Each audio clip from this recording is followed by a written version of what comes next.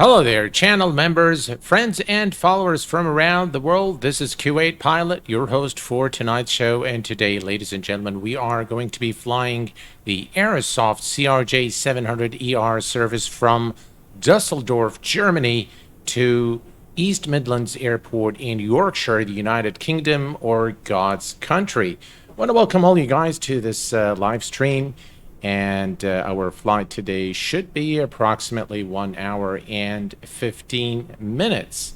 All right, so what we're going to be doing is we're going to hop into the cockpit and prep the aircraft for our departure. And yeah, let's get things started.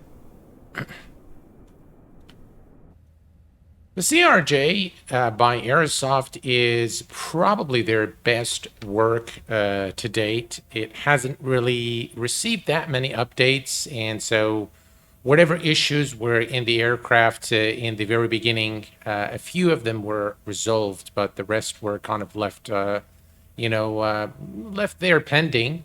Overall, the aircraft is their best work. I do like it. It's a good CRJ. Not the best in my view, but it's not bad. So let's go ahead and get things started. We're gonna first the stairs currently. If we look at the state of the aircraft here, we've got the doors open, the stairs are extended, the GPU is currently connected to the aircraft. It's early morning hours here in Dusseldorf, about 7 a.m. Local time in Dusseldorf. We're flying in real weather, but not in real time today. Bill Barrett, hello, my friend. Welcome aboard. Glad to have you here with us on Twitch this evening. And yeah, we're going to get things ready here, and we're going to depart to Dusseldorf. Thank you very much, Bill, for being here. All right, so first thing first, we're going to come to the performance, and we're going to change this to zero fuel so that we don't have to worry about passengers and things like that. We're going to bring up the excellent SimBreathe panel and fetch our flight plan. Excellent. And let's see here. We're going to go straight to the payload, and we're going to delete the information we have here. Enter the zero fuel of 27756 to 7756 and hit enter. And then we're going to select our fuel, and the block fuel is 4128. Right, 4128, 4128. And there we go, enter that.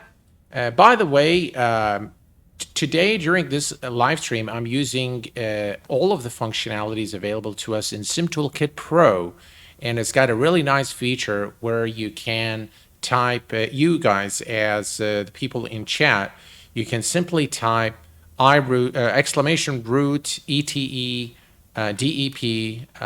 Also, you can iPredict, and yeah, you can get all that information during the flight. So we're going to hit enter here, and we're going to say set the payload in this simulator. All right.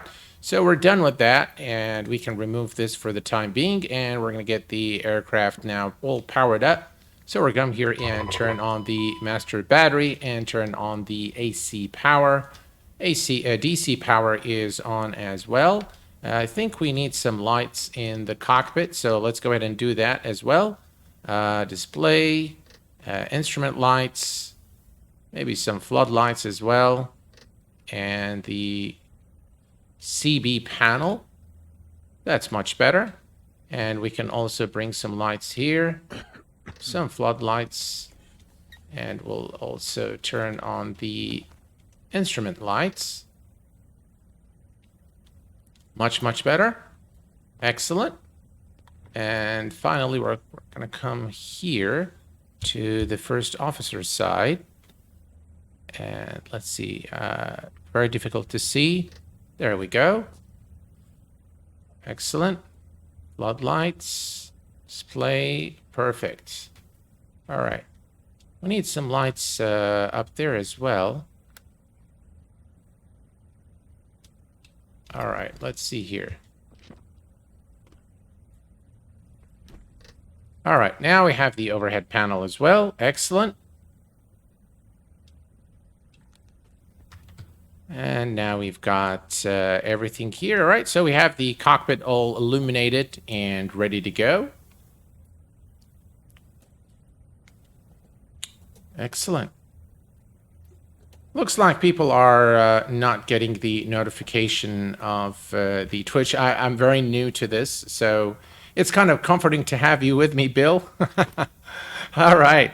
So everything here is looking cool. We're going to go to the FMS, but before we do so, we're going to come to the EDDLs or the IRSs and set them to nav mode. And now we can set up the flight plan. So we're going to go to position init, and we're going to enter the departure airport, which is Echo Delta Delta Lima or Dusseldorf. And we're going to select the position, enter it here. Excellent. Next, we're going to go to the flight plan, and we're going to select Echo Delta Delta Lima, which is Dusseldorf, and the destination is Echo Golf November Mike. All right, the alternate today is London Heathrow, Echo Golf Lima Lima. I'm here even though I hate Twitch. Oh, thank you very much. I'm sorry that you don't like Twitch, but I do appreciate this very much. Thank you very much, Bill. I appreciate it. All right, so we have the origin airport, Dusseldorf to East Midlands in Yorkshire, the United Kingdom. And we're going to go next to the departure. We are going to be, again, we can bring up our friendly sim brief panel. We're departing runway 23 left, runway 23 through the Sun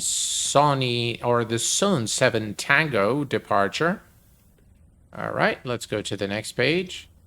Sun 7 Tango. And then we're going to go to the flight plan, go to the next page. Then we're going to fly via Papa 64, and exit Papa 64 at Tenley. I don't think we got Tenley there. See, that's one of the things they still need to fix, which is the Tenley. The click spots are not correct. SSH Pilot 61. Hello, my friend. Good evening to you. Welcome to my Twitch channel. Right, so this is Tenley, and then from Tenley, we're going to go to... Oh, Shakir, how are you doing, my friend? Welcome. All right, so we're going to take Lima 602,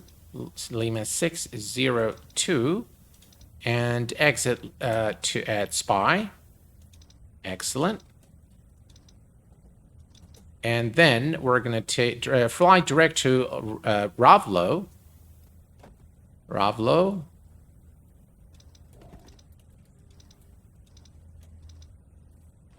Excellent.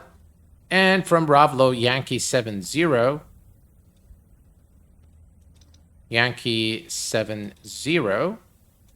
And exit at Batley.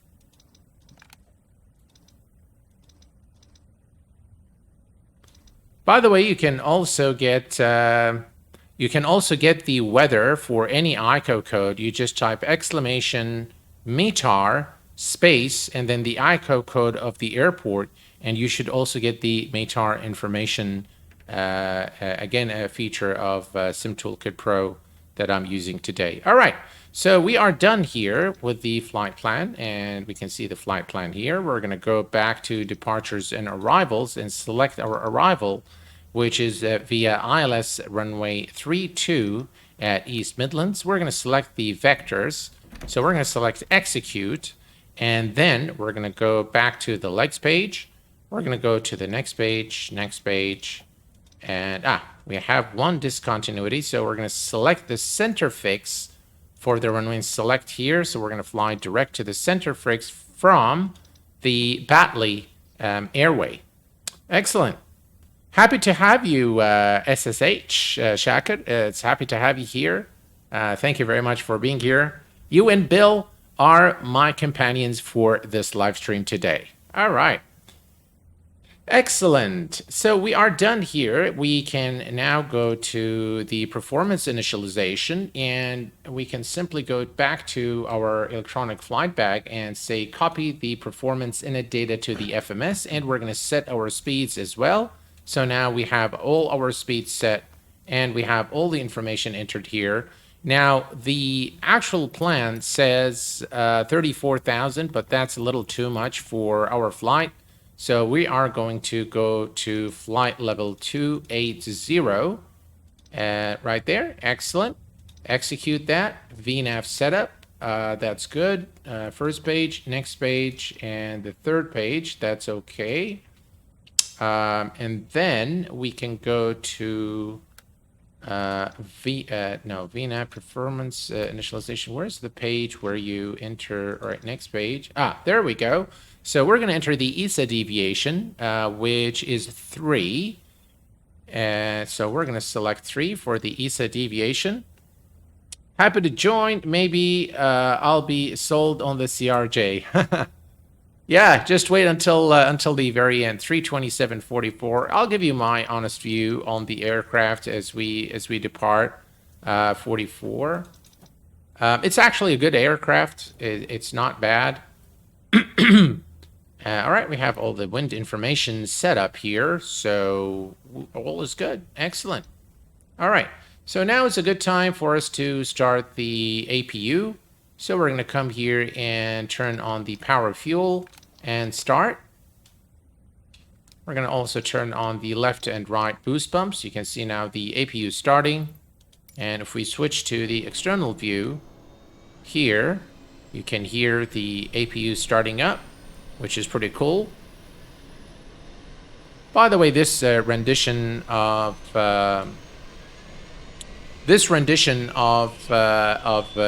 Dusseldorf is by JustSim, and it is available on the marketplace.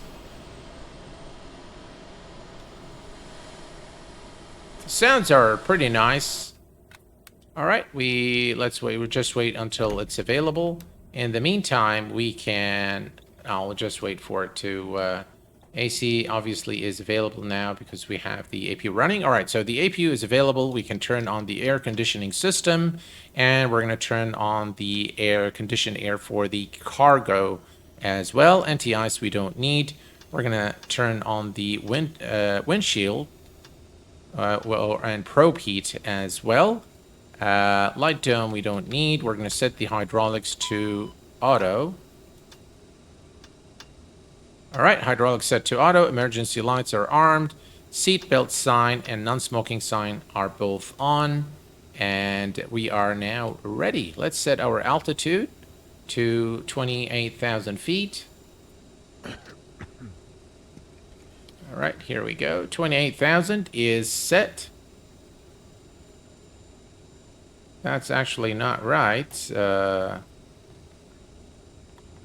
Not sure. It looks like I have an old timer there saying that.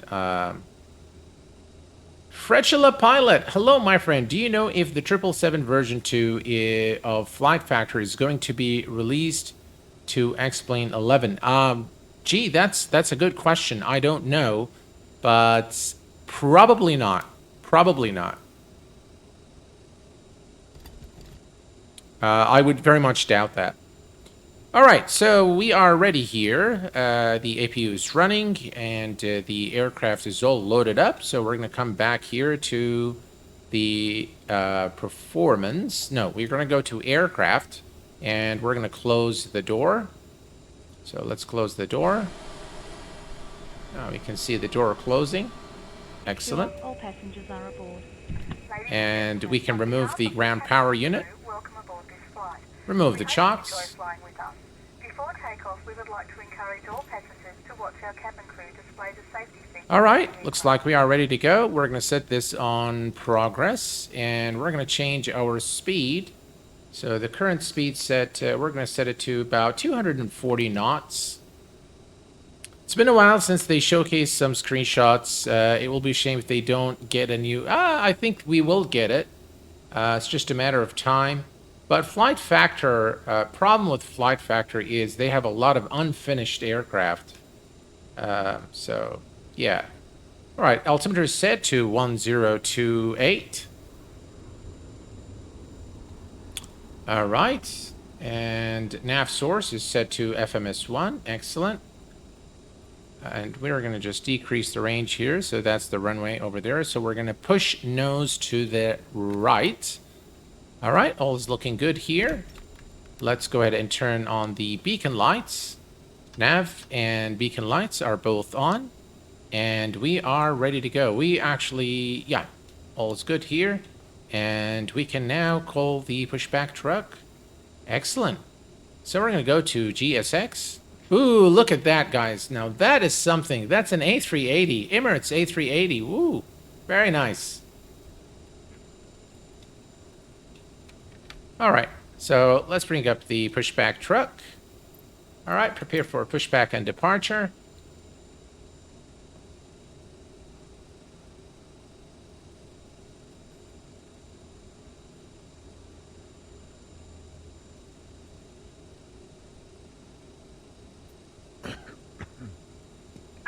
Hello, Captain.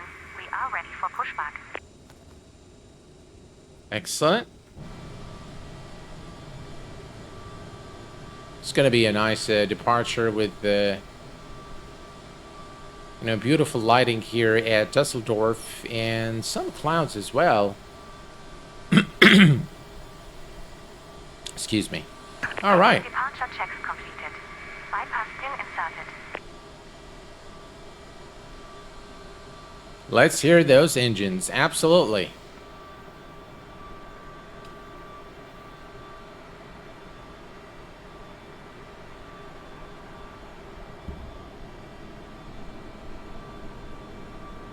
Just, guys, on the timer there, it says that I'm an AnyBuilds partner. I am no longer a partner with AnyBuilds. I have terminated the partnership with AnyBuilds.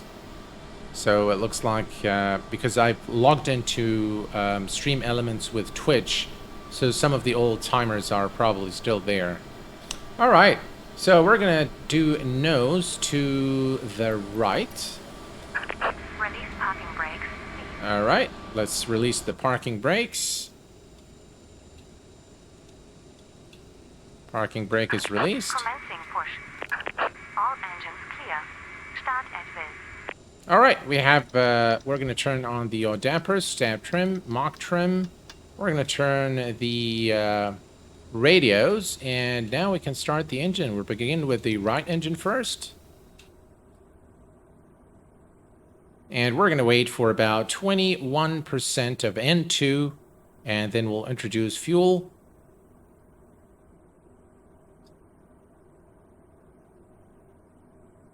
Why did you terminate your relationship with AnyBuilds?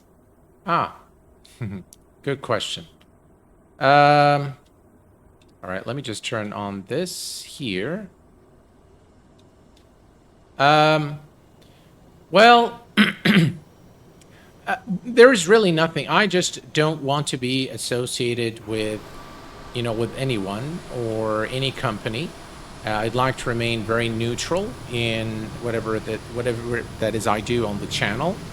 And so, yeah, I just sent them an email. I thanked them for, for everything that they've done for the channel, and wish them good luck. And that's about it.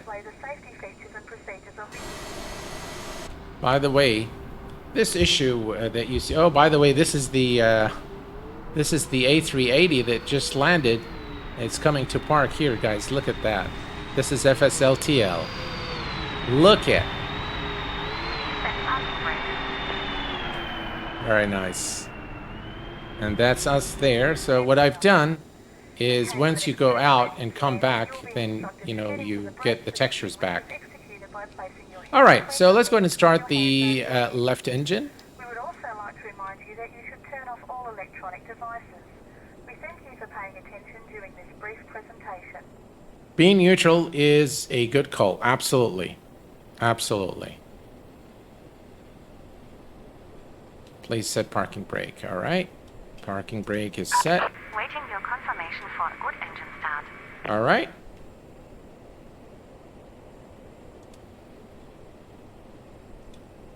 Confirmation for good. Okay, Cockpit to confirm. ground.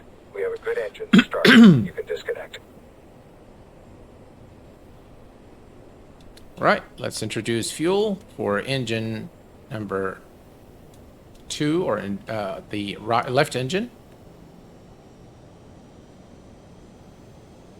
All right, so the CRJ 700, the entire pack, the 500, 700, and then you've got the 900 and the 1000 by Aerosoft, is in fact their best work to date.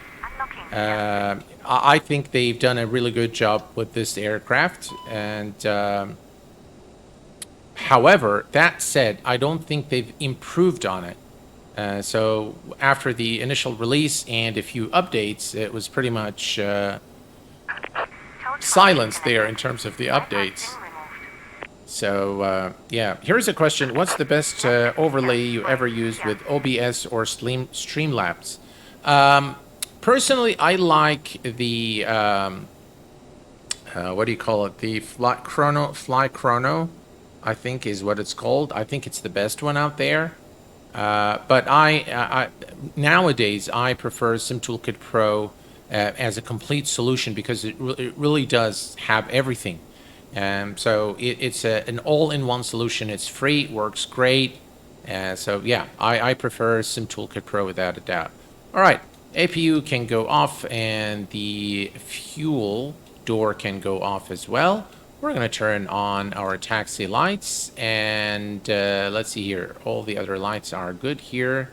We're good to go. All right, let's set our flaps. Flaps 8. And we're going to also set our trim for takeoff, which is 7.2. What is it currently? 7.5. So let's fix that.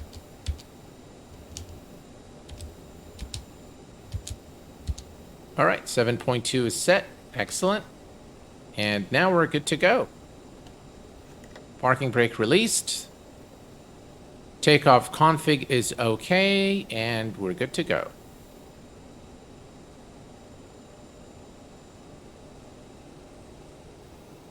All right, nose wheel steering is armed.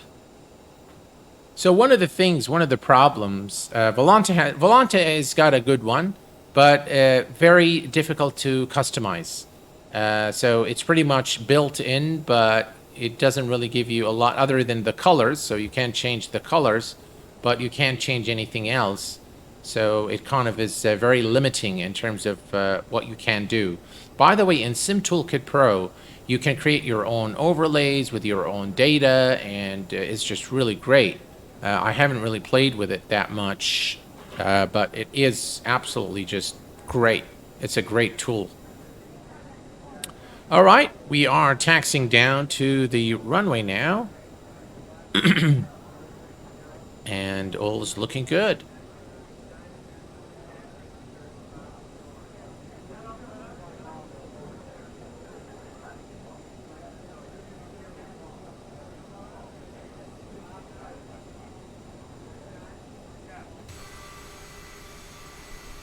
Welcome to Yorkshire. In terms of the modeling, I think they've done a really good job with this aircraft. I think it looks good. The texturing, both inside and out, is done to a very high standard. So yeah.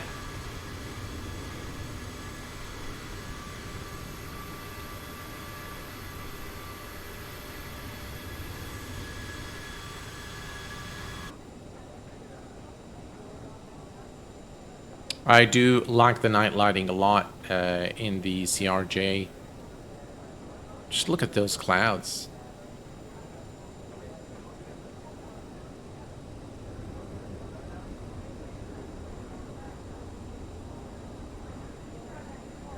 Right, here's our turn. It's got some nice passenger announcements as well. So overall, I think it's a pretty good add-on.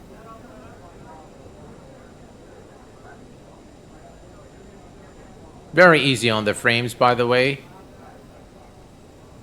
as well, which I think is a plus, especially in Microsoft Flight Simulator. For anyone who does not have an RTX, 4 series, I think they will tend to suffer a little bit.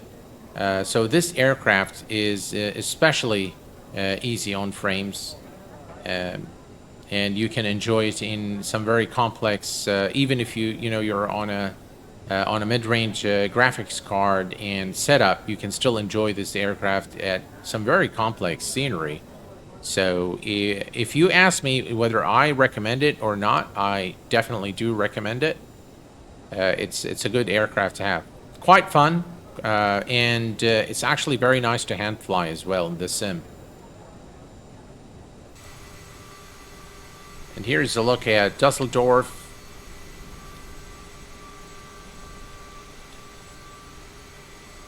Yeah, nice airport. By the way, it's not very accurate rendition of the airport, but it's quite representative.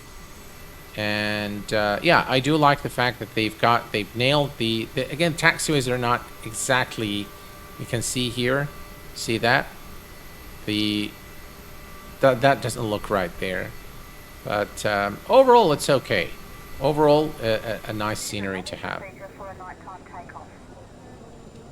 All right, let's go ahead and turn on our. Looks like there's an incoming. Is that an incoming aircraft? No, it's probably not. And it's too far away from us anyway. Rafal 303, hello, my friend. Welcome to the chat. Thank you very much for being here. Right, here we go.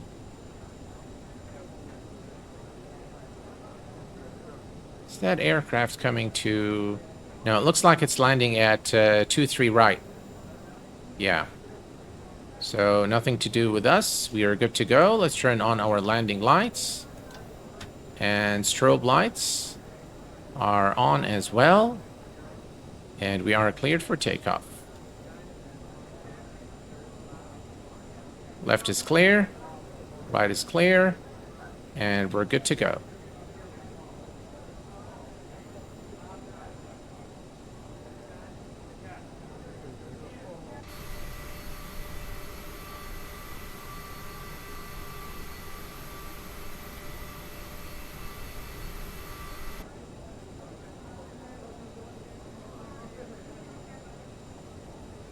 All right, our rotation speed is 132 knots. And let's go.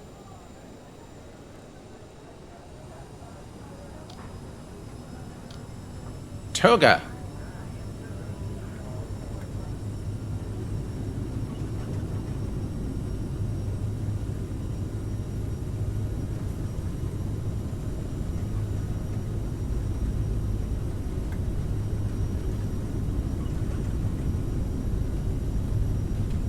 VE1, rotate.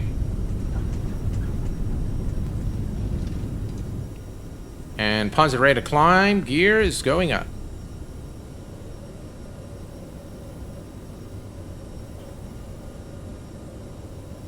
A little bit windy here as we depart Dusseldorf.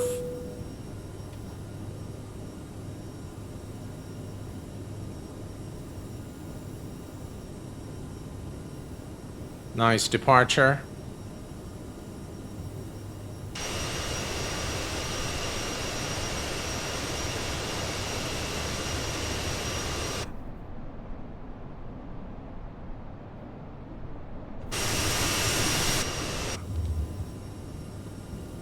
Right, let's begin our turn.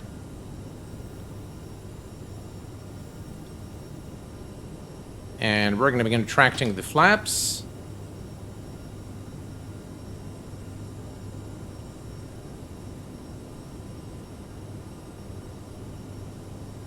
And flaps up. We're going to set speed. Autopilot engaged. Nav. And there we go.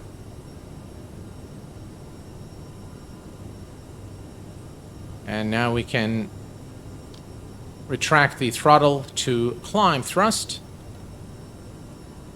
Barrel reference is set to standard.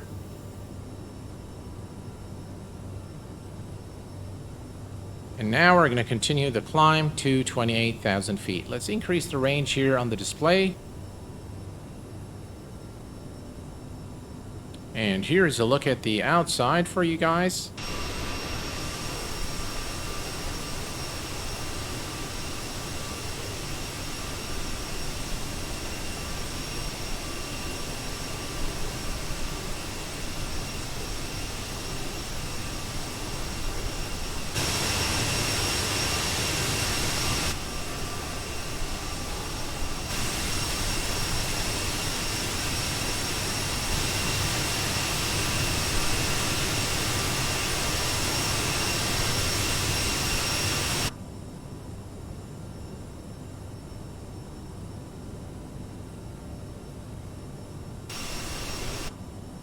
I think it's a pretty cool aircraft.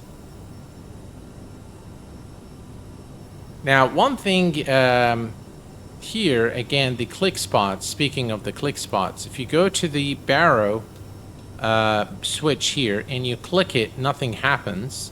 So I'm just going to set this manually to 1013, which is a standard baro reference, simply because it just doesn't work. And this has been an issue since the very first release and hasn't been fixed. So yeah, a few glitches there, 10,000 feet. Let's kill the lights. And we're going to release the passengers and cabin crew.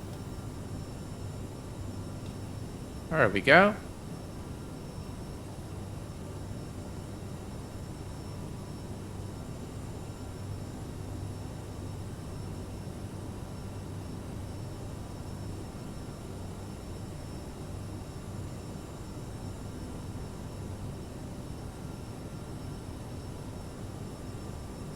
And we continue now to climb to our cruise altitude of 28,000 feet. The sun is coming up, and we probably don't need all the lights now inside, so we can turn these off. And we're gonna come down here, turn those off as well.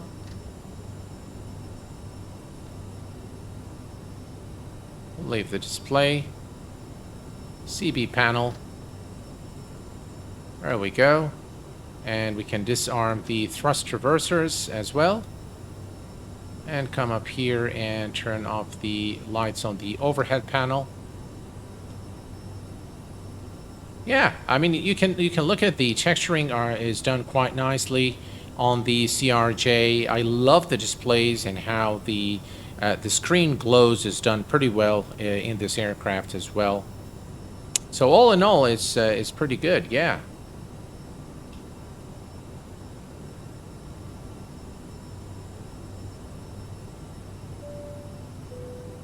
Ladies and gentlemen, we are now serving sandwiches. All right, we're serving sandwiches. Looks like the in-flight service has begun. And yeah, as we continue to climb to our cruise altitude. Very nice scene here. Let's take a look here. Very nice scene. Very nice clouds.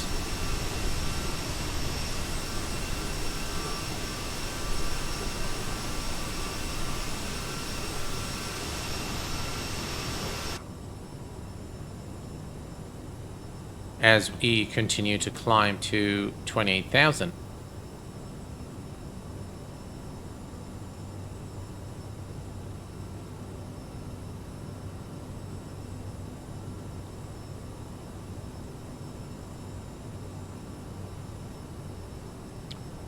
So basically, it has been confirmed that I will have booth H2 at FS Expo 2023. And of course, as a reminder, I'm a platinum sponsor of the event. And there is a surprise that there are also other content creators who have a booth there. I'm not going to spoil it for them in case they haven't announced that they're going to be there. So I will not spoil it for them. They can announce it. Virtual Pilot Q8. Hello, my friend. Are you moving to Twitch away from YouTube? No. Virtual Pilot Q8. I am not doing that. I am going to be doing some streams, probably Microsoft Flight Simulator streams on Twitch, and do the explain content on YouTube, and maybe I will exchange every now and then. YouTube is going to remain my main streaming platform. But yeah, I thought it's a good change. There are some nice features in Zoom Toolkit Pro, for example, that you cannot use with YouTube, such as the iPredict, iRoute, or beg your pardon, exclamation route, exclamation ETE, exclamation predict. So you can actually type exclamation predict, and then you can put the the landing rate. And once we land, it will tell you whether you've won and how close you were to the guess. So thank you for being here, Virtual Pilot Q8. I appreciate it, my friend. And I hope that you are well.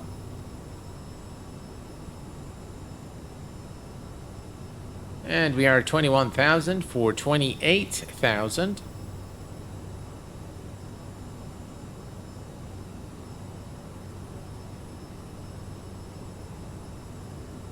Here's another look at the outside.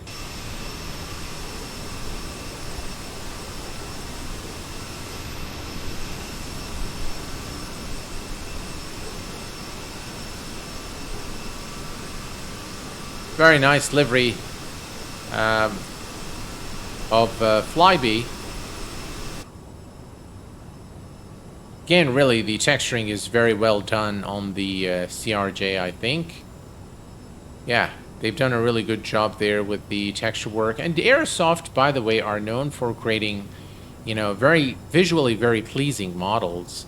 And I just hope that, they'll come up with something far more advanced in their A330, which should be coming soon, from the looks of it. And I really can't wait. The one aircraft that I'm really waiting for is the A380 by Fly-by-Wire. And that aircraft is just really, I can't really wait to fly that aircraft in Microsoft Flight Simulator. Looks like any builds are working with Microsoft on another free aircraft, the Autonov, I believe. The aircraft with the 6 engines. So yeah, which is cool. And they released a freeware scenery today. I think if you head over to their channel, YouTube channel, you'll be able to see it. They've just released a trailer. I've received a notification from them that there was a freeware scenery, a free pack, basically.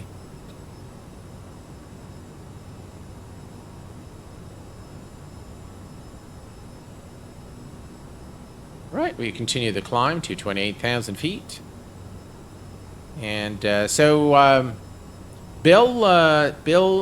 Shackard and Virtual Pilot Q8, any of you attending the Flight FS Expo this year?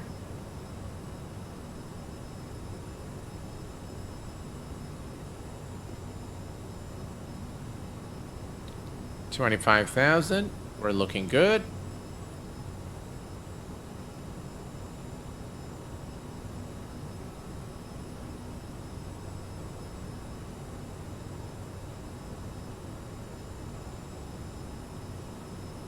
Captain, how would you deal with burnout when producing content?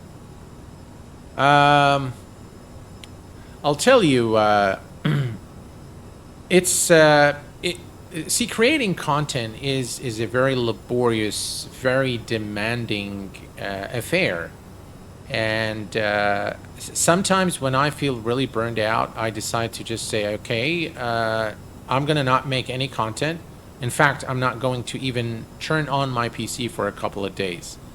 And I just kind of stay away from it for a couple of days until I recuperate and I feel motivated again to, to create the content.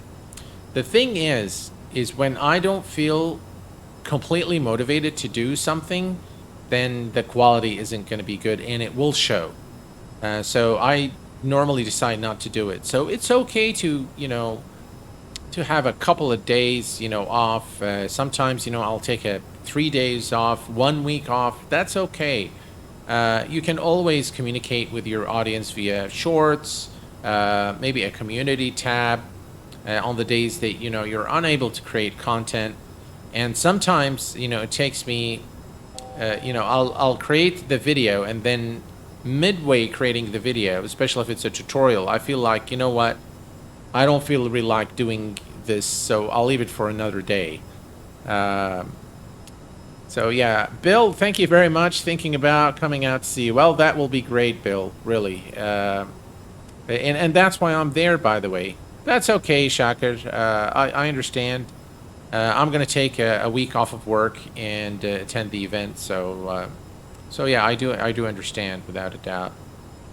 All right, we're approaching the cruise altitude now, so we'll be leveling off shortly as we begin our turn to the left.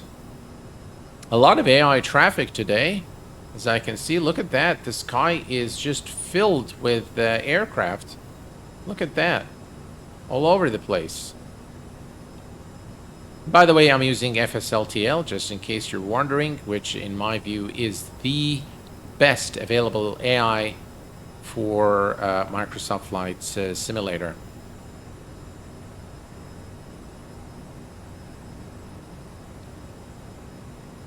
All right, that's 28,000 feet. We're going to set our speed to, it should be Mach 0.74. That's about 300 knots, but that's maybe a little too much. So what I'm going to do is we are going to set the speed to, let's see here.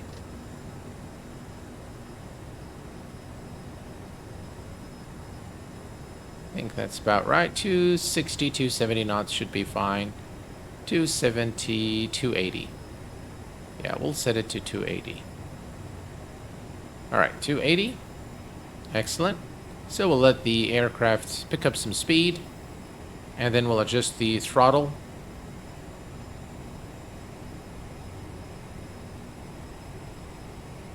N1 is set to cruise.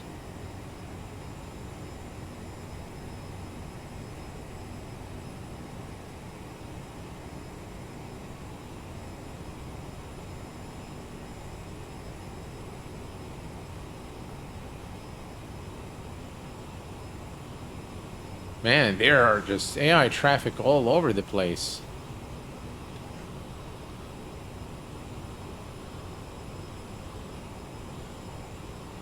Alright, we're getting close to 280. We're going to retard the throttle a little bit here. And we'll take it to 80% of N1.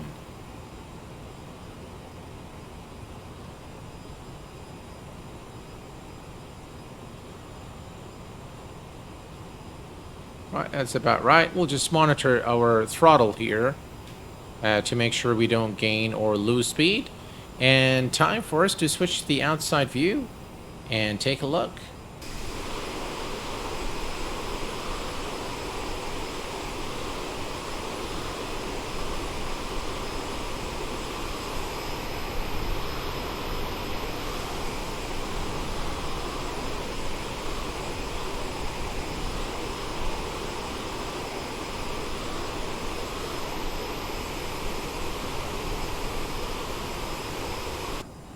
Just really a beautiful scene here, and a very gorgeous clouds in Microsoft Flight Simulator, without a doubt. So yeah, creating content is serious business. It really does take a lot of you. And see, if you don't have the passion that drives you to create videos, then it becomes very difficult. And By the way, streaming, I have found that streaming is a lot easier than creating videos, because with the videos you have to record them, you have to edit them, you have to add, the transitions, add the text, fix errors. With the stream, you're just doing it pretty much impromptu, and it's a lot easier to just stream and be over with it, once the stream is over, and that's it. You don't have to worry about anything afterwards, other than making your stream public if it was unlisted, and that's about it. But for creating videos, it's just really very, very difficult, really, I have to say. And by the way, for that very reason, the difficulty and the demand and the pressure that content creation puts on any creator is why, we content creators get very deflated when we get, like really nasty comments. And because you put your heart out in making those videos, and you spend so much of your time to share something with the community, and then, you get those really, some of these comments are really nasty, I have to say. I couldn't without messing up. Yeah, I mean, for sure. You make streaming look easy. Well, I'll tell you what.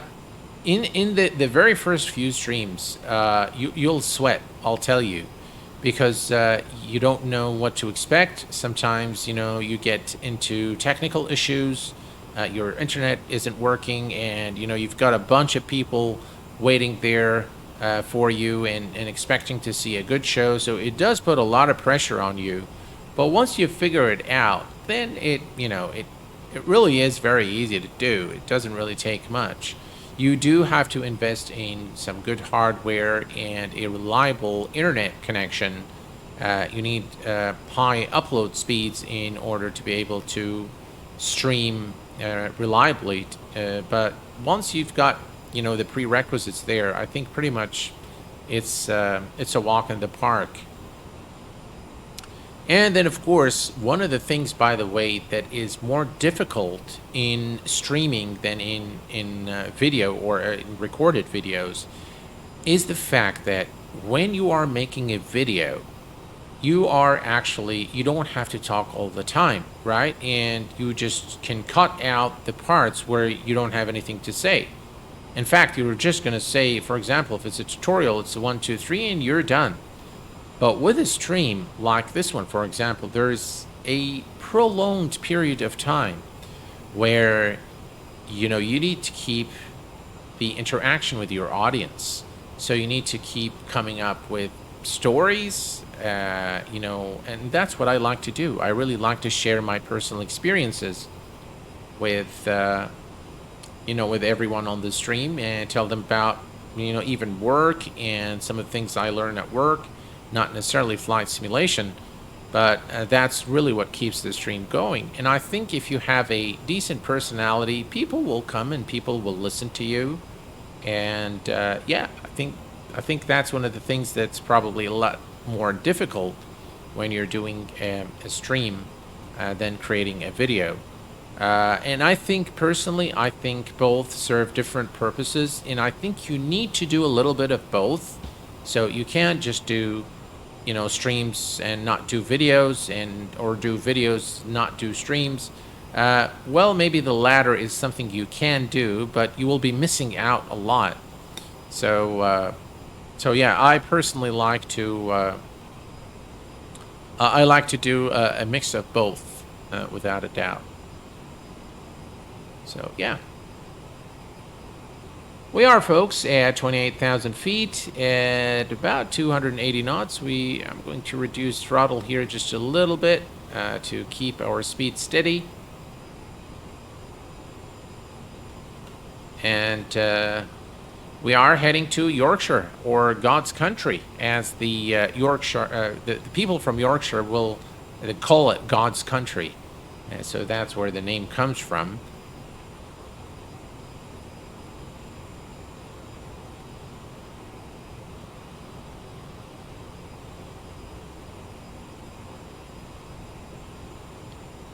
And everything is looking in tip-top shape.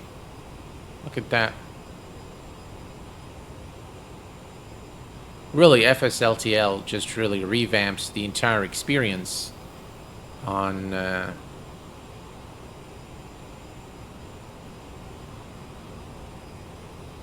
in Microsoft Flight Simulator.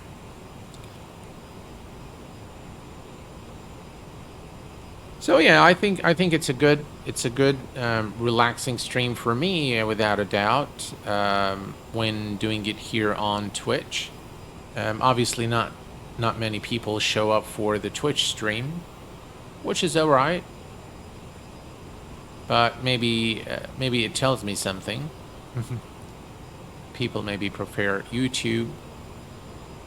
And one of the things I like about YouTube is that you know, the way it notifies people is I think is done better than Twitch.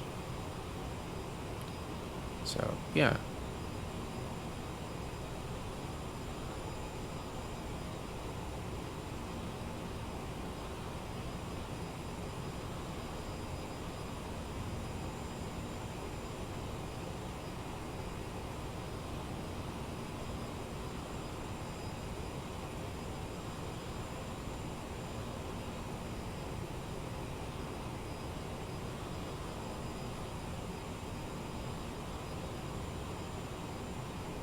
All right, so if we look at the progress here, so what we're going to do, we're going to come here to the menu. We're going to go to the MFD menu, and we are going to select VNAV.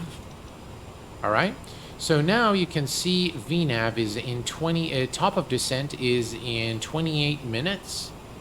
Or 178 nautical miles. We're going to descend, and at the center fix for runway 32, we need to be above 3,000. The destination to East Midlands is in about 36 minutes. That gives us 10 minutes exactly to descend to 3,000 feet in order to intercept the localizer.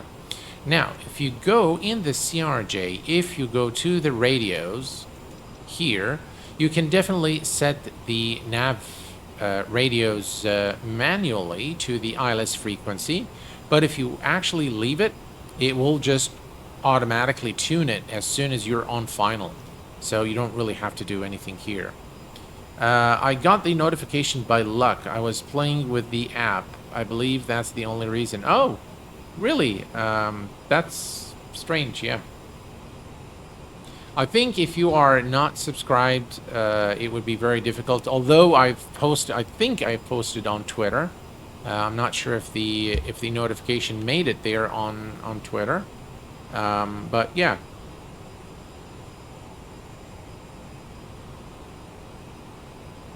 We'll take a look later on and check.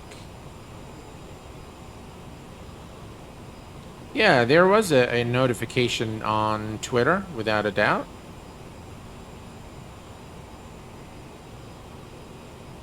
But it looks like not that many are, you know, interested in Twitch, perhaps. I don't know. Right, let's take a look here at the exterior, and this, ladies and gentlemen, looks gorgeous. I must say that it does look very, very nice.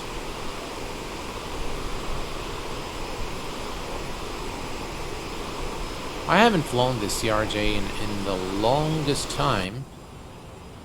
In fact, I downloaded the aircraft just about 2 days ago. Right, our speed is good. Continue to cruise at our cruise altitude. I've done a video on the top 10 freeware add-ons for Microsoft Flight Simulator. I published it, I believe, on Thursday. I hope you guys like it. And I'm going to do a similar one for X-Plane 12, only to my complete surprise, when I actually started looking at what's available for X-Plane 12, I figured that most of the add-ons that were great in X-Plane 11 are still not compatible with X-Plane 12, one of which is RAAS, or Runway Advisory Alert System, something like that, RAS, which says on runway 23. So that is Runway Advisory Awareness System is what it is. And yeah, it's still actually not, not compatible with X-Plane 12. I wonder if the developer is actually, doing anything with it, or just completely left it off and no longer updating it. But yeah. Overall, very nice aircraft by Aerosoft. I think the cockpit is done quite nicely. And of course, nothing here is, these are just all, looks like you can. Let's see here. Looks like they've simulated something here. Ah, the fuel. Cool. Does that work? That doesn't work, no.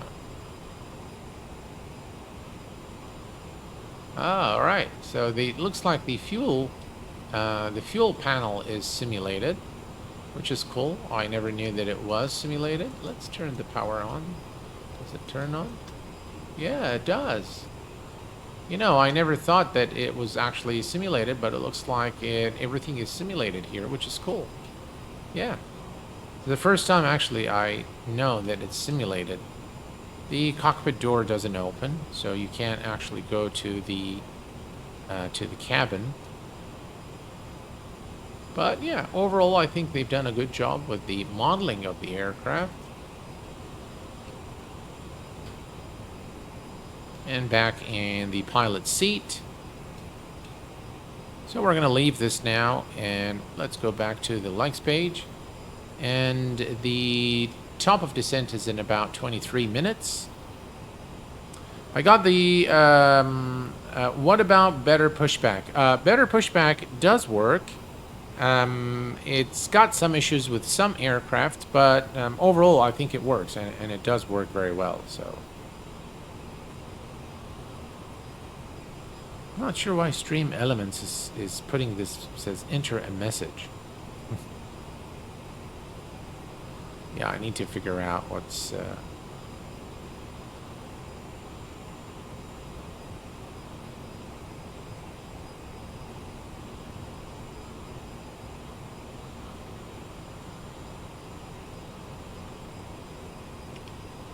We are looking good.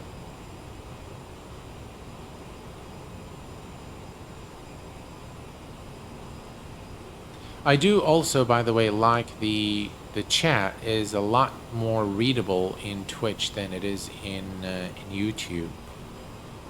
But yeah.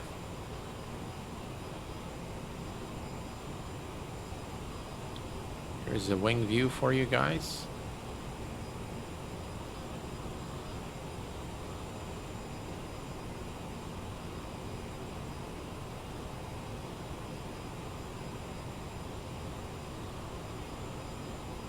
Overall, if you're, thinking about the CRJ, I think it would make sense to buy one of the series, not both. So either buy the I believe 550 and 700, or buy the 900 and 1000. There is no point in buying both, to be honest. Unless you have, a specific interest in, in different variants, then that's okay, I suppose.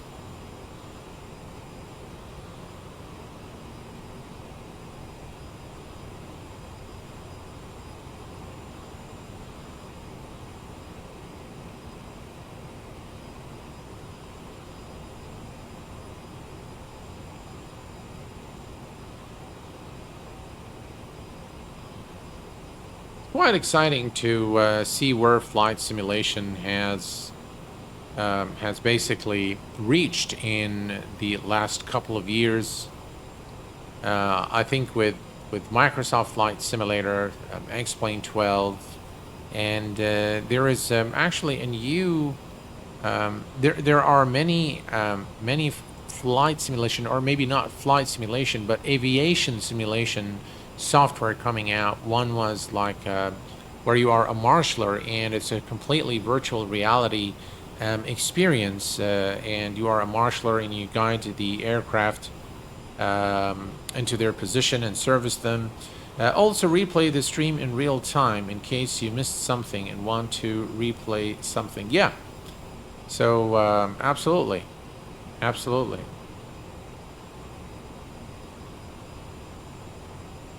So so yeah, I think there are just a number of things. I think if we put the pros and cons of both, I think we'll find many, Bill. But yeah, maybe I'll attempt to I'll attempt to do streaming again back to both platforms via Restream. We'll see about that. Here's another topic. What about P3D? Well, P3D seems to have been in talks with Unreal Engine. And Unreal Engine is known, of course, for the games that use the Unreal Engine are quite, quite high fidelity. They've got high fidelity graphics, and it's a very good engine for creating games. I really don't know if that is going to progress, but the way things stand today, P3D is dead, pretty much. So, and if you look at the survey results by Navigraph, you can see that the usage for P3D is almost none. So there are very few people that are still using P3D, and I think they're using it because they've got the PMDG 777 and the 747 as well. And my hunch is once the PMDG 777 and the 747 make their way to to Microsoft Flight Simulator, I think the platform will be completely abandoned by the consumer market. Are they going to create it for training purposes? There are a few flight academies that use P3D for training purposes. They have, of course, their own aircraft, so they don't use the flight model, the legacy ESB flight model, kind of like A2A, where they've built a completely independent system for the AccuFeel, AccuSim. So they've developed something that completely runs independent of the ESB flight model, and that's why the A2A aircraft are very realistic. But P3D has not. They have not had a very good progress over the years, especially when they released P3D version 5, and what it offers over version 4 was very little, and this was not, they launched the timing of it was pretty bad. I think it left a bitter taste with flight simmers, and for that reason I think they've lost a lot of ground, not just because of the capability, outdated capability of the sim, but also I think because of the practice. And Lockheed Martin is a very known company in the aviation industry. DoD maybe, Shaker. I really don't know. I mean, they might completely turn their business elsewhere. But I know, for example, that X-Plane makes most of its money not from the consumer market, but they make it from the business market. That's, I think, where most of their money is made. So they actually, X-Plane is used by, a lot of the flight academies that teach aviation. Redbird Simulator full motion to use them, but they're newer models with X-Plane. Yeah, exactly, Shakir. Redbird, by the way, is a very good company, and they have a very good simulator. I still am using their rudder pedals for years now, and they are just excellent. excellent company and, excellent hardware, and they listen. I remember the owner of Redbird sent me an email initially after I posted, on Amazon my review. Um, so yeah, I think P3D is on the way out. In my view, today it is considered dead, a dead platform, and if they come up with, if they do work with Unreal Engine and they do create a brand new sim, it has got to be a lot better than Microsoft Flight Simulator and X-Plane, for people to actually start, regaining their trust in the platform. And that is to be seen. It depends on, what's going to happen in the days to come, in the months to come, and of course the timeline is very important. But we'll see what happens. The industry has definitely grown a lot. Flight simulation, when I started content creation about 7 years ago, was a very niche industry, and there wasn't really that many content creators or that many add-ons or developers, and everything was exciting. Everything was very exciting for us, even when it was, not very realistic. But now I think with Microsoft Flight Simulator, I think everything has changed, and whether you know whether you like it or not, MSFS has raised the bar very high, including, for everyone in this industry, including Laminar Research. And competition is good because competition really calls for creativity, and the only folks who will benefit is us, flight simmers.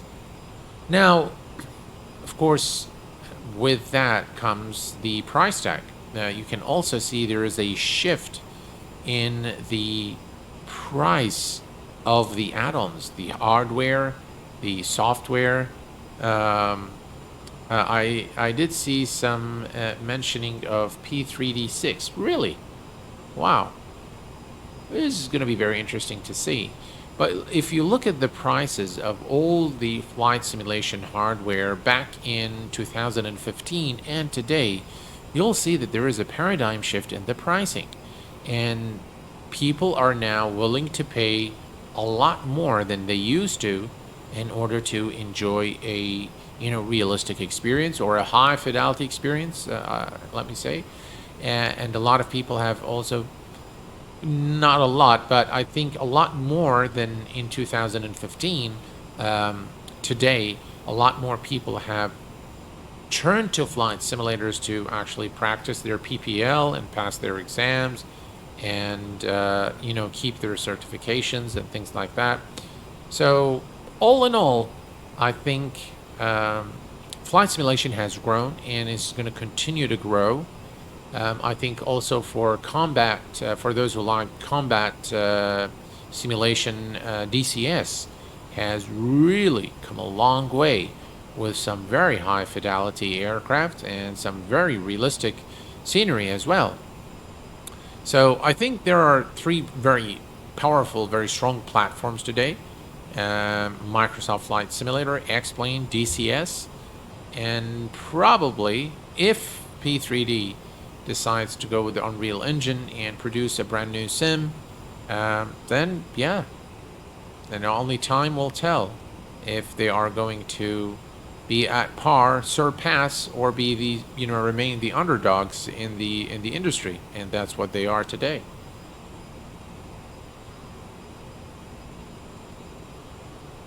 All right, so we are approaching the top of descent, which is in about 10 minutes or 70 nautical miles.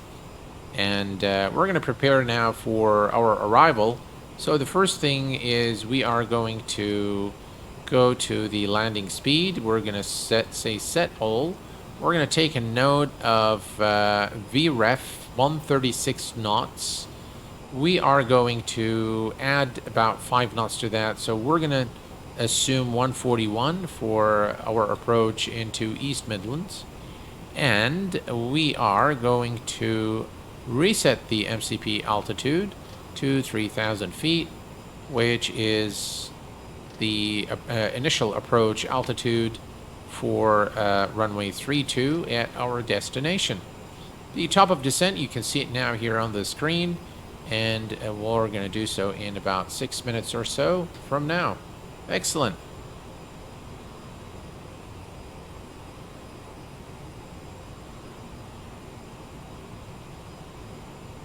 Here's a look at the outside as we approach the UK airspace. That is a nice scene.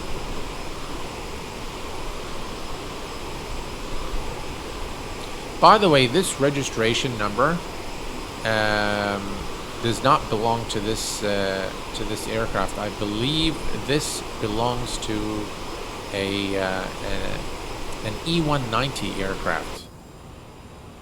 Will Unreal be able to simulate the whole planet? They are good for stages. They will be interesting, and if it works, will be cool showcase for Unreal capabilities. I really don't know if they're going to simulate the whole planet, or is this going to remain to be an exclusive MSFS thing?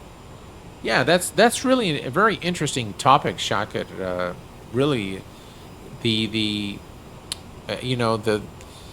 what is going to happen with P3D is always going to be interesting, and I really can't wait for them to. I was actually thinking of installing it again, but then I said, you know what? No, I'm not going to do that. It's just there isn't really much to appreciate in P3D anymore, other than a few aircrafts. Even the Majestic Dash 8 is now completely replaced, in my view, with the Fly JSIM Q4XB. The only thing that I really like a lot in P3D is the fleet of A2A aircraft, and I think they're already working. I think the Bonanza is going to be the first one for Microsoft Flight Simulator, and I really can't wait to put my hands on it, because those guys really create excellent add-ons. So we'll see.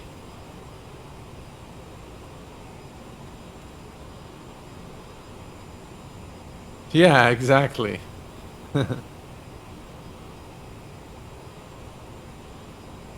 Yeah, P3D isn't. All right, we're approaching top of descent. Let's ease off here a bit on the throttle. Looks like our speed is increasing. And if we look here, so we can see 45, so that's going to put us at Aptos, hotbed, and not much in terms of the, yeah.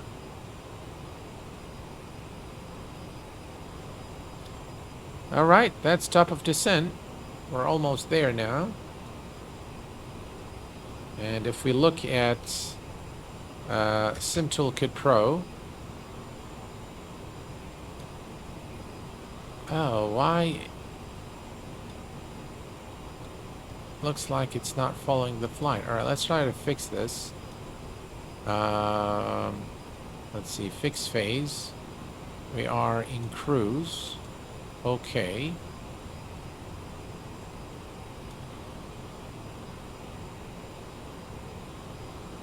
Huh. That's strange. Oh, I think I know why. I think we don't have F. Let me see here. I think that's why.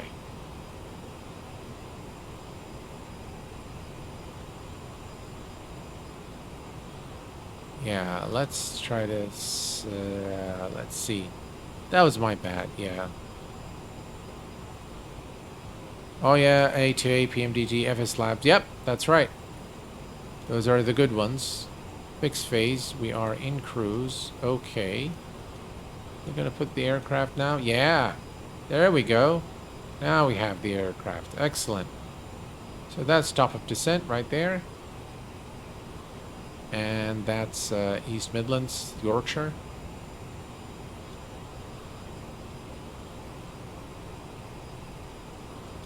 All right.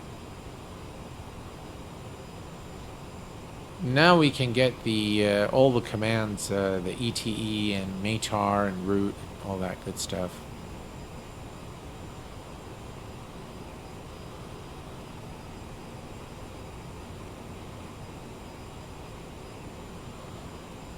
I will make this stream available on YouTube 24 hours after the stream ends, and that's as per the policy for the affiliates, Twitch affiliates. So, and I'm thinking maybe I should make it available only for members, but we'll see about that. Jafar, hello my friend, welcome aboard. How far do you think Orbx will go with X-Plane 12? Just airports through Earth regions as 11 or even beyond this? You know, Jafar, this is a very good question, and quite surprisingly, Orbx has not really made that much of an impact with X-Plane 12. And it is very surprising, especially when we saw an interview with Austin Meyer and the CEO of Orbx right before the release of X-Plane. And I really thought that they will have some, you know, some true Earth regions lined up for X-Plane 12. Obviously, that hasn't been the case.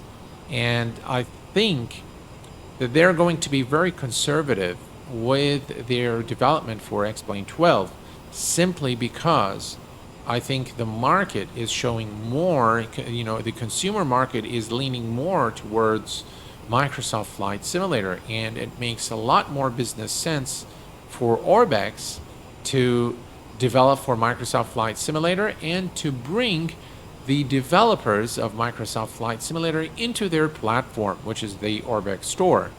So I think you'll see a lot of partners now in the Orbx store. It's kind of similar to the strategy that AnyBuilds is doing.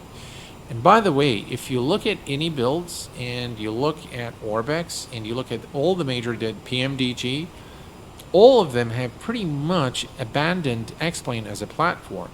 Now, I know Orbx are still doing some, but very, you know, very shy efforts in terms of what they're doing for X-Plane as opposed to what they're doing for MSFS. Yeah, exactly. So MSFS is where the big dollars are. And, you know, unfortunately, that's what developers want. In the end, those companies exist for, you know, for making money. And they've got some bills to pay, and some salaries, rent, you know, you name it. So, yeah. So I think the big bucks is with Microsoft Flight Simulator. And I don't think that we will see a lot of Orbx scenery for X-Plane 12 in the near future. Unless Laminar does something with X-Plane that makes people kind of go... See, the fact of the matter is this, and this is completely independent of... you know, of how much I adore Laminar Research as a company and how much I enjoy X-Plane. And I do enjoy Microsoft Flight Simulator just as much. But the fact of the matter is there are more people shifting from X-Plane to Microsoft Flight Simulator than there are, you know, people shifting from MSFS to X-Plane. That's one. As a net total, the growth for Microsoft Flight Simulator has been astronomical over the past 2 years. Whereas X-Plane had some growth last year, or the year before, and it had some growth last year, but it's no way near in comparison to what Microsoft has gained. And remember, Microsoft has done something very, very smart. 3 nautical miles. Let's click on VNAV, and the aircraft will begin the descent. All right. So they've done something extremely smart. Microsoft and Asobo, what they've done is they've targeted the Xbox platform. And the Xbox platform is a platform that is used by the general public. It's used by, people from all walks of life, all ages. And so the distribution of Microsoft Flight Simulator became easier. The spread of the product became a lot more and available to a lot more people. So even if you don't have a PC today and you're a console person, you can access Microsoft Flight Simulator with the same fidelity that you see in the PC version. So from that perspective, I think the business model was very smart, and of course, Microsoft is very well known for their very powerful marketing. So yeah, from that perspective, I think it's going to be very, very difficult for Laminar to compete. For one, they are competing without a doubt, but I think it will be very difficult for them to compete with the growth element, for one, especially in the consumer market. Maybe in the business market, they, far exceed, Microsoft Flight Simulator. I don't think that any flight academy today will use Microsoft Flight Simulator for real-world training. But X-Plane is being used by many of the flight academies. So it's going to be a very interesting formula moving forward. I go back to 2005 flight simming. 2020 grabbed the gaming audience to a great extent. Absolutely. Absolutely. So those who are in the gaming industry will prefer Microsoft Flight Simulator without a doubt. And another smart thing that they've done is the very powerful multiplayer capability that the sim has. And this has really brought, the community together. It's brought people together. It's become a forum for people to go and chat and relax and have fun together. So yeah, that is something where X-Plane totally fails, and it's just not an inviting platform for group flights unless you're flying on VATSIM, and hopefully you're not on a frequency where they can catch you. Otherwise, they'll remove all of you guys and disconnect you if you're just flying for that purpose. So all in all, I think, yeah, they have got to get their heads around multiplayer and maybe satellite imagery. I know Austin is very adamant about, that basically having satellite imagery can be inaccurate at times, which he's got a point. But that's what people want. And see, the thing is, in this industry and any other industry, you have got to listen to your customers. If your customers want something, don't go and work on something else. Two-Turn Murphy and his Fireflies is a great example of that kind of community. Yep, absolutely. Absolutely, Bill. And many others, by the way. There are many others that have the same thing. They've got the same concept. So yeah, it's going to be very interesting, really, in the days to come. I think we're just a bit too slow here, so I'm just going to give it some throttle. I idled the power to reduce our speed, but I think I overdid it. So let's give it some power. We just want to allow the aircraft to descend. We're still looking okay. And 18.3, 15 nautical miles. By the way, we are flying over the UK now. There is just way too many clouds to be able to appreciate the nice scenery underneath. But look at this scene, guys. Look at all those beautiful clouds.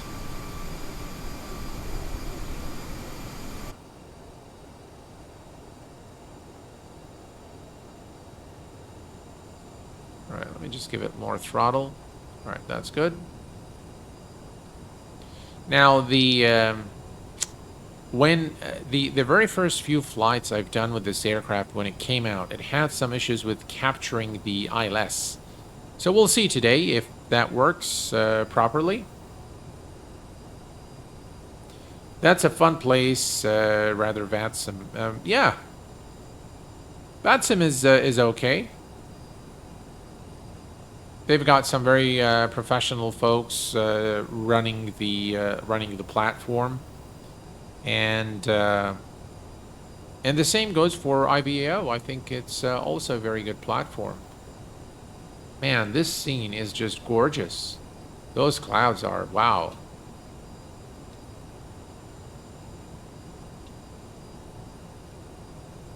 Here, let's take a look here. Look at that. The cloud smoothing is just perfect.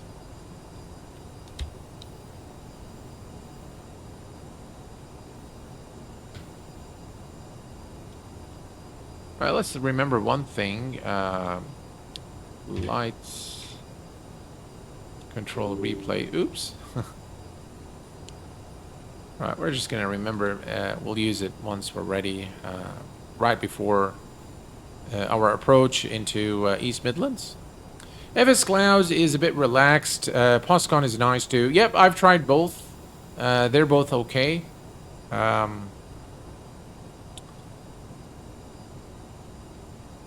Right, 18,000 for 3,000, about 15,000 feet to go.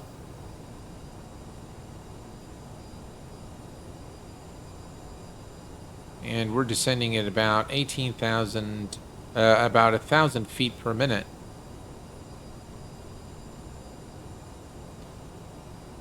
Which is probably... Alright, so let's calculate. We need about 45. So we're at 18 for 3, that's 15. 15 times 3 is 45. We'll add 10 nautical miles for contingency, that's 55. So if we add 9, 8, that's 17, 27, 28, 28, 38, 38, and 7 is 45. Actually, this is not very good, the rate at which we're descending. So I might actually use vertical speed to descend a little faster, but that will depend on where we are when we reach Giplo. So at Giplo, if we are not at the right speed, then we'll go ahead and use vertical speed to descend a little faster. Cloudy day in the UK, looks like.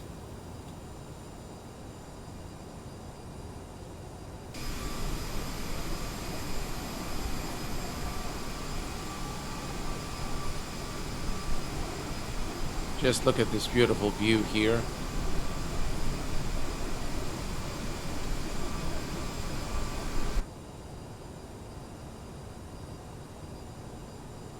Right, we're still using VNAV, and we continue the descent towards East Midlands. All's looking good.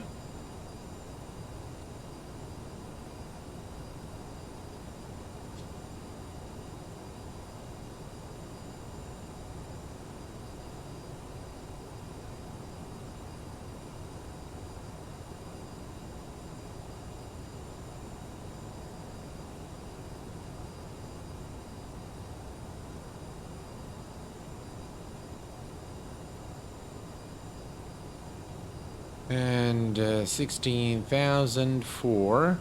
We're still looking good, I think, in terms of our descent rate. 44 nautical miles. That's kind of pushing it.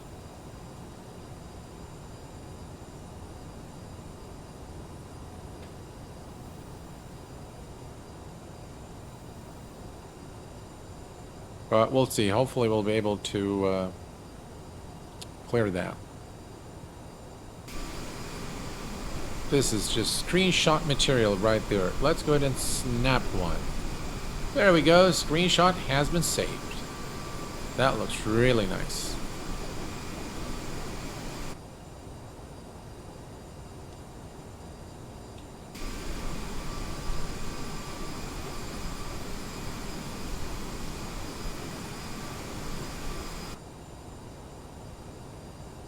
All right, we're looking good. 15,000 for 3,000.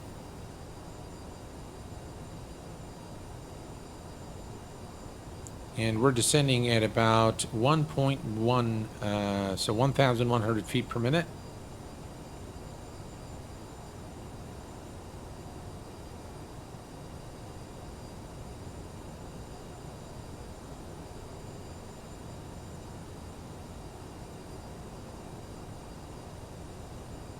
Another thing I've noticed is that you cannot turn on the TCAS in this aircraft.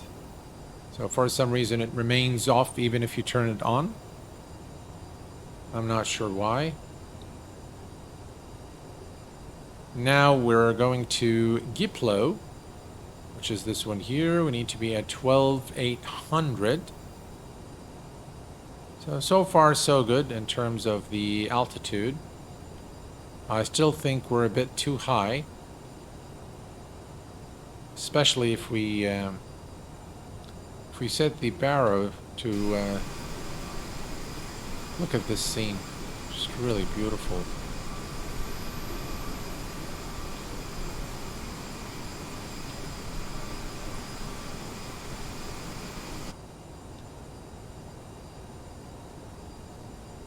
We'll worry about it in a minute or so. We're still looking okay, I think.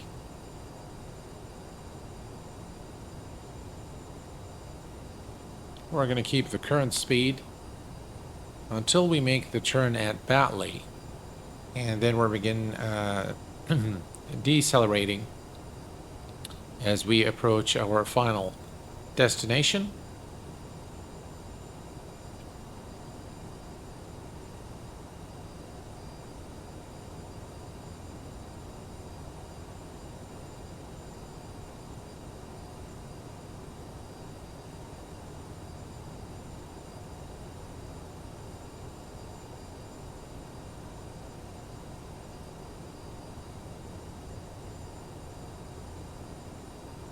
By the way, folks, you can use iPredict and then put the 3-digit number to predict the landing rate before we arrive into East Midlands. And once we land, you will get your result.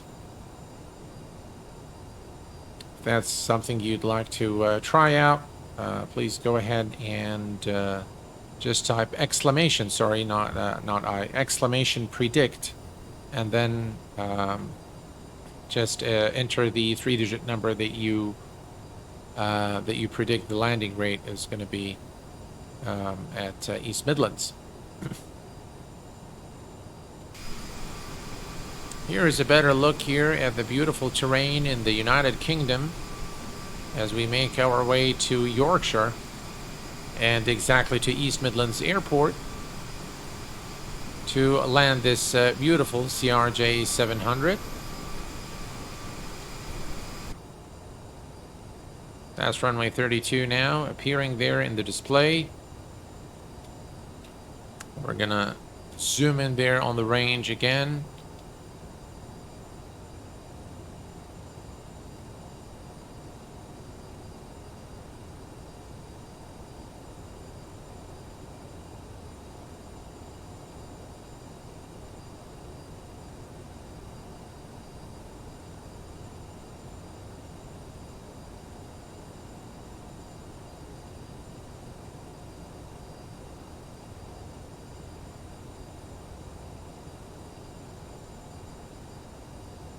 So what do you guys think? Do you think we should do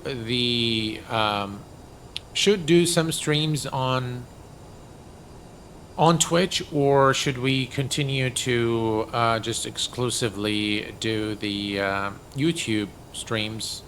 I'd really like your opinion on that. We're approaching 10,000 feet. We're going to go ahead and turn on the landing lights. Landing lights are on. Passengers' seatbelt signs both on auto. And we're going to turn on the taxi lights as well. And we are now ready for our approach into East Midlands, 900,000 feet. We're going to turn on our thrust reversers as well. They're both armed.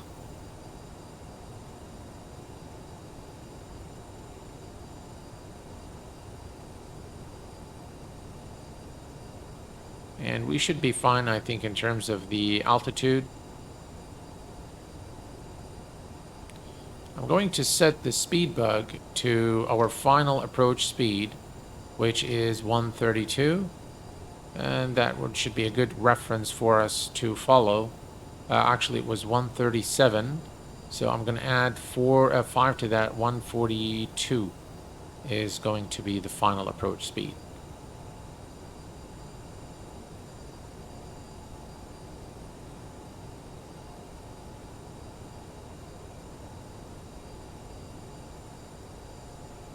Excellent.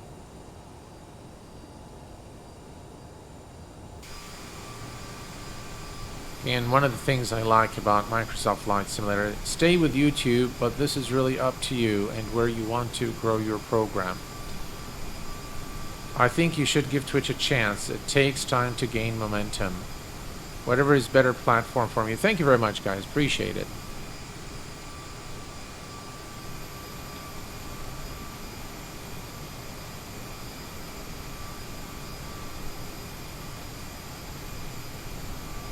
See, today's stream was not part of my schedule. I normally stream on Saturdays. So I thought tomorrow I will not be able to stream as I have a family commitment during the stream time, so I will not be able to stream. So I thought, why don't let's go ahead and extend slats, and the seatbelts now, of course, will be turned on as well. So I thought, let me give this a try. Let me see what happens here on Twitch. And I will be streaming back on YouTube on Sunday. And I am going to be taking a look at the recently updated flight factor Airbus A320. It has received a major update. It's got some really cool features. Now the texturing, I'll reserve my comments for the stream, but yeah, we'll see what happens. Hey, Carl Childers, hello, my friend. No worries at all, my friend. Glad to have you here. You're just in time for the landing at East Midlands, and yeah, no worries at all. No need to be sorry, my friend. That's okay. I have to travel starting later tonight. I'll be out of pocket for 2 to 3 days, then back a week or so, then out of pocket again. I see, Carl. Thanks for letting me know, my friend. Wish you safe travels. I hope all is well with you and the family, and that you are successful in your endeavors. All right.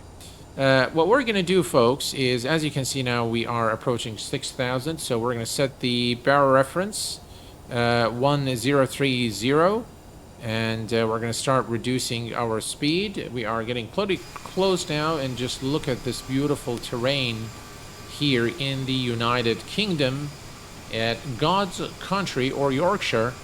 And yeah, this actually looks very, very nice indeed. Yeah. All right, 180 knots, and we're going to continue to reduce our speed.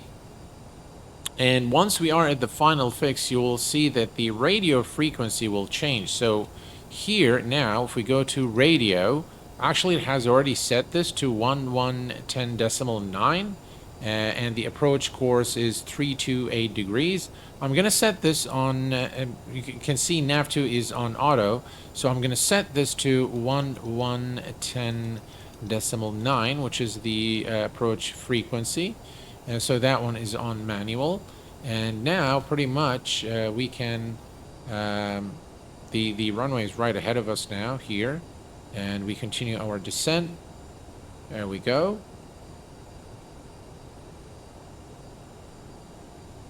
And what we can do at this point is we can go to approach, and I'm going to cancel VNAV there. And we're going to go to approach. We are going to go to Let's see here. Let's see. Localizer. So approach. Yeah, so it has captured, looks like, the localizer. And we're going to go to heading mode. So let me set the heading. Right, so heading, approach. Yeah, all right. So that works. And we're going to just continue to decrease our speed now.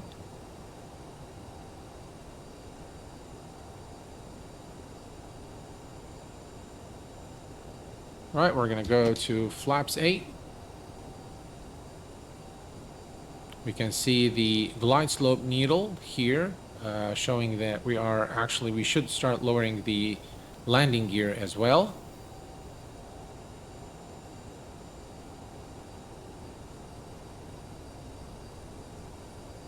Very nice approach into East Midlands.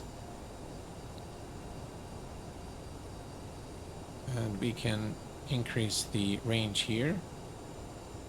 You can see the needle, you can see the line here moving towards the center, and then we'll intercept the localizer. We're still looking okay.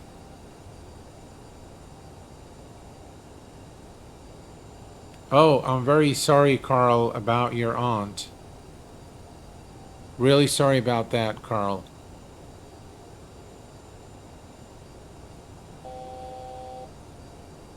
I hope she is well.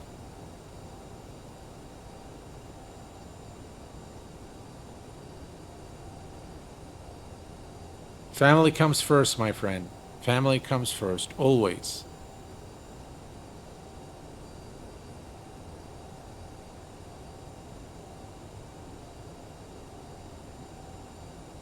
All right, the runway is ahead of us. I'm going to decrease our speed now.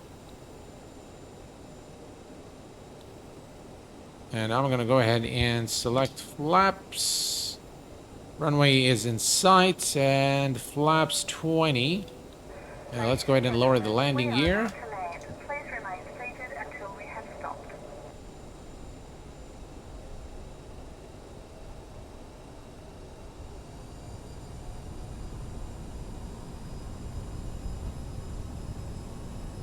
There we go. The runway is in sight.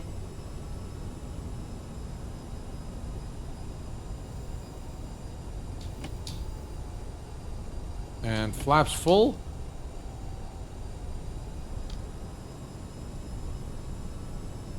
Let's make sure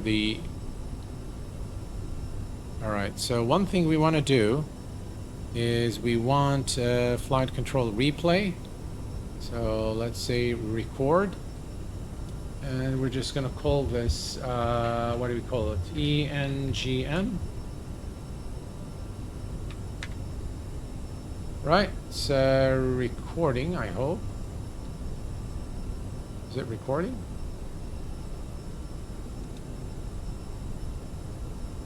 I hope it's recording.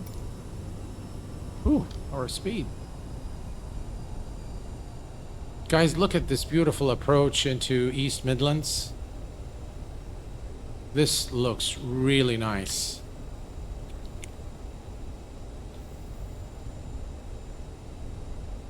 Right, there we go. We can give it some power now and maintain about 140.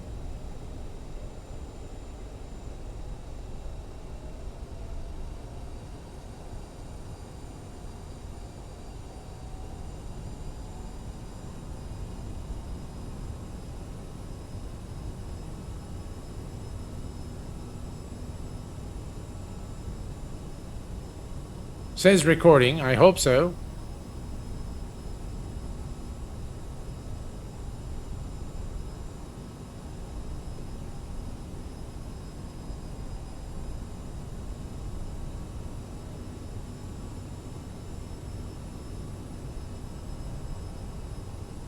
Right, looking good. We are on the glide slope and the localizer. What a beautiful approach into East Midlands.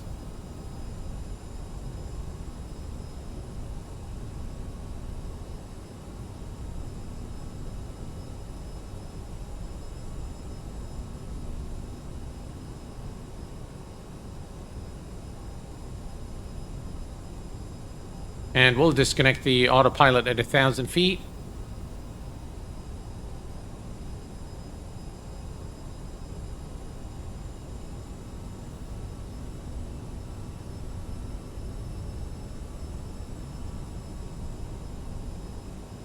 A little bit of wind there.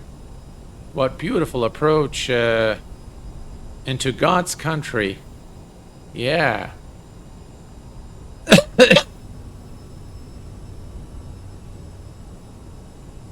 Just need to watch the speed. All right. 1,000 feet, that's good enough. Let's disconnect the autopilot, my aircraft.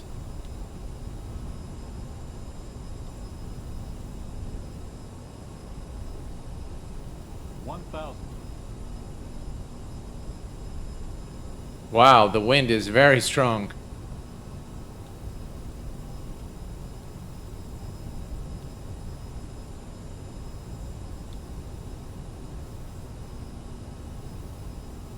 A tad too low.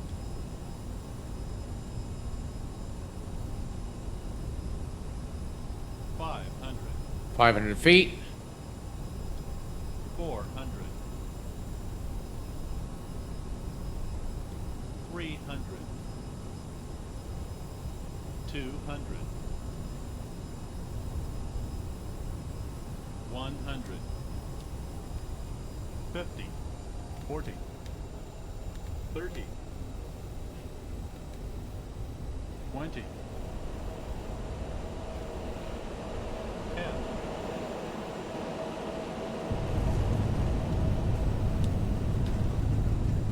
And reverse. That was a big float there, but nonetheless we made it safely. The winds are so strong. I didn't expect it to be that strong. Right, and manual braking. Welcome to God's country, specifically East Midlands Airport in Yorkshire, ladies and gentlemen. And we've made it safely.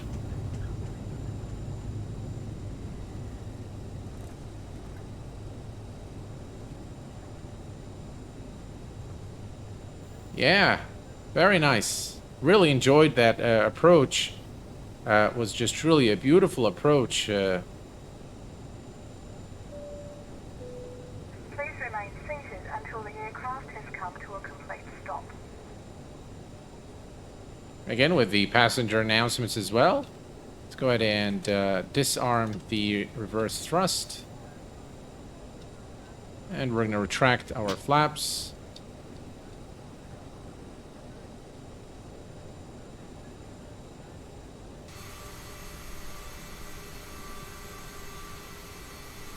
That was a lot of fun, really, flying the CRJ after all this time. The winds were very, very strong indeed. Right, we're going to head back to the terminal now.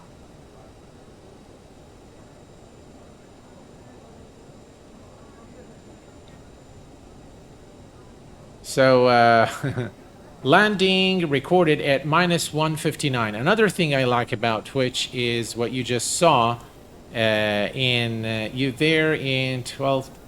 Sit down until the plane has stopped. Yeah, so another thing I like is, as you've seen in was a very nice approach, good landing. Thank you. You can see again Sim Toolkit Pro with the Twitch bot says landing recorded at -159, so it's automatic. See, that's the things I like about Twitch and the integration with Sim Toolkit Pro. That's what the flight attendant sounds like.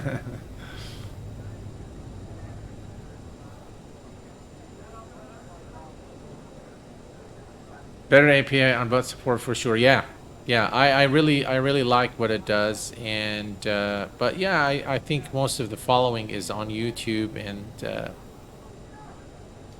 maybe I'll continue to stream there. But again, this was an off-schedule stream, so no harm there. Very nice scenery, by the way. The scenery of East Midlands is from Orbex. And I've also downloaded the GSX profile for it. So I'm going to make a stop here and call the follow me truck. All right, let's see. Let's bring up the GSX. GSX, I love Flow Pro. It was featured as number 3 in my list of top 10 for Microsoft Flight Simulator in 2023. All right, let me set the parking brake here real quick, and let's see. So gate 16 suitable. We're gonna go for the gate. No, gate 8 is not available. This is walk-in, no bus. Let's try that. Yeah, let's try that one. All right, request follow me. Yes. British Midlands. All right, let's just wait, and we'll take a look at GSX Pro. I don't think, by the way... Ooh! What is this guy doing? Why are you so much of a hurry? All right, let's go here. Let's give it some power.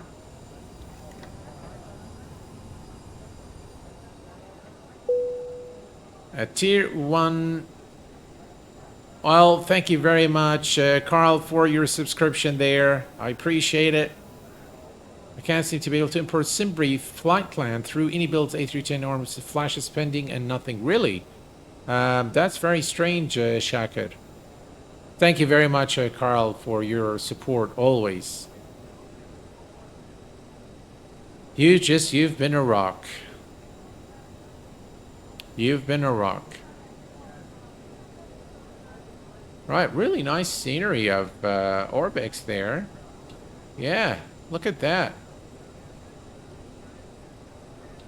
Tell you guys, this aircraft, one of the nice things about this aircraft is how easy it is on the frames.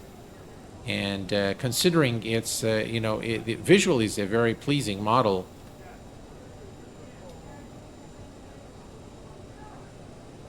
But yeah, this airport is actually very nice.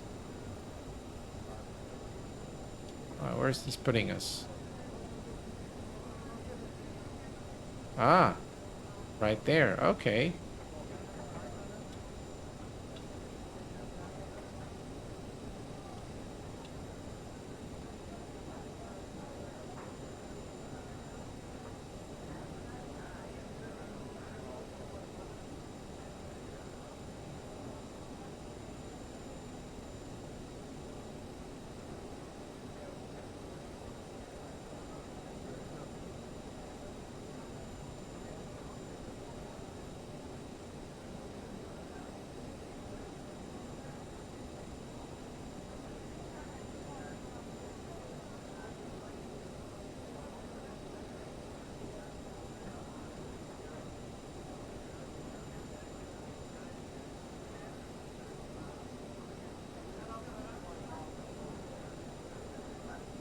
All right.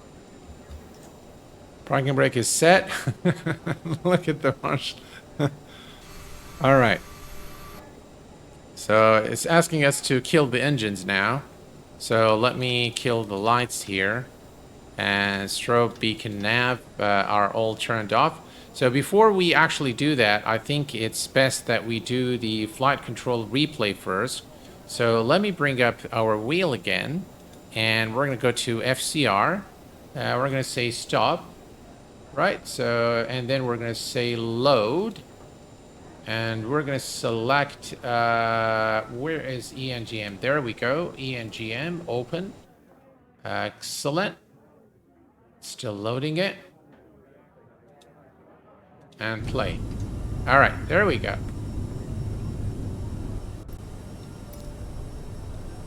Right. Look at this approach, ladies and gentlemen. Wow, this looks gorgeous.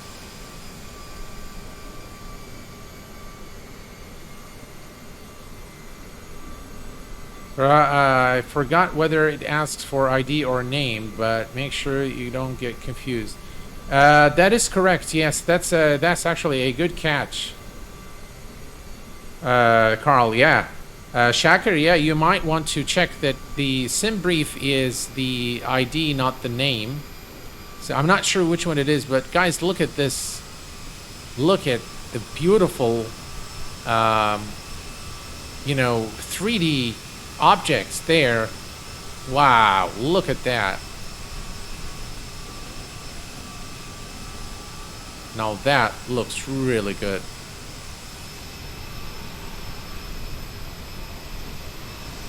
By the way, I have UK North, Central and North installed by Orbex, which really revamps. Look at that stadium there.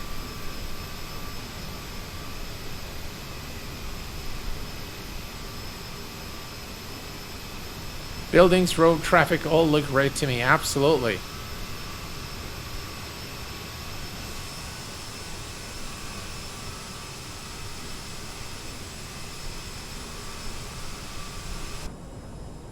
And here's a wing view for you guys.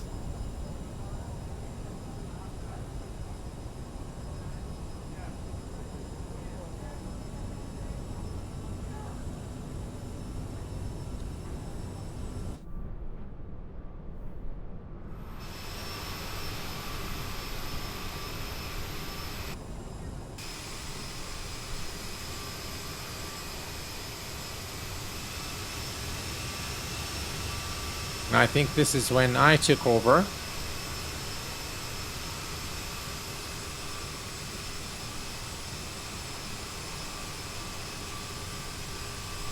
I wish we had a flyby in Microsoft Flight Simulator. Fortunately, we don't.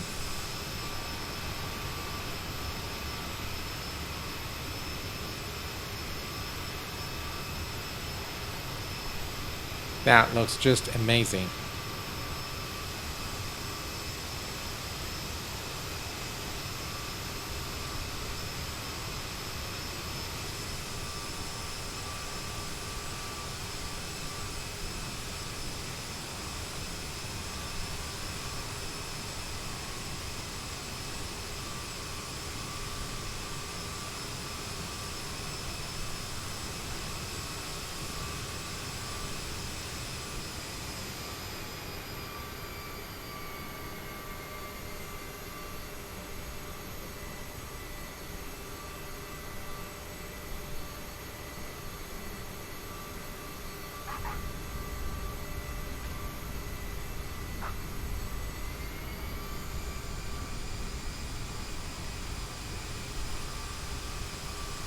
That was really cool.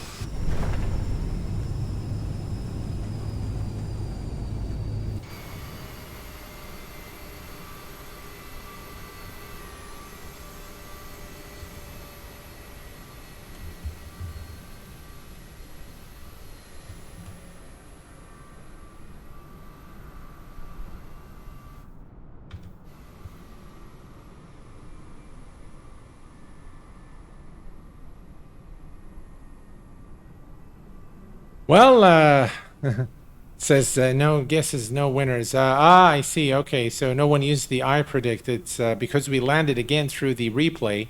So I think what SimToolkit Pro is giving the landing rate again.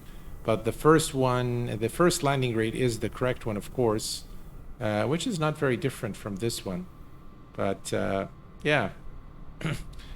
Well, guys, this is pretty much it for for our flight today, for this live stream. -5 wasn't was less than that, I think, Carl. Let me see here. It was what was it? It was 131. The original was 131. So I think it was a really nice flight, and I hope that I want to thank you very much, guys. Carl, Rafal, Virtual Pilot Q8, Shakir, Bill Barrett.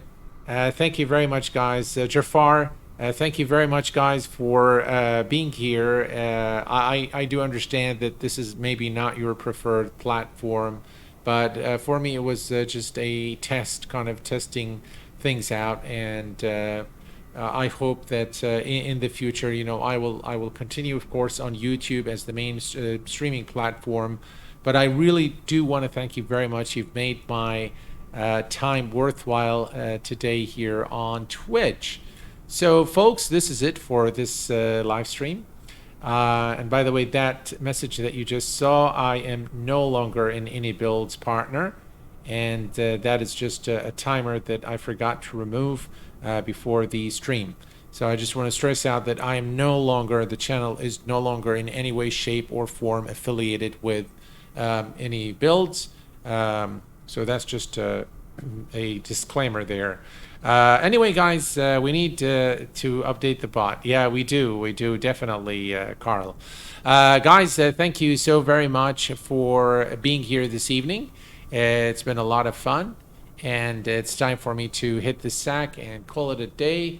I want to wish you guys a wonderful morning or evening wherever you are in the world. Until next time, please take care of yourselves and each other, and I will see you all very soon. Thanks for tuning in, and bye-bye for now.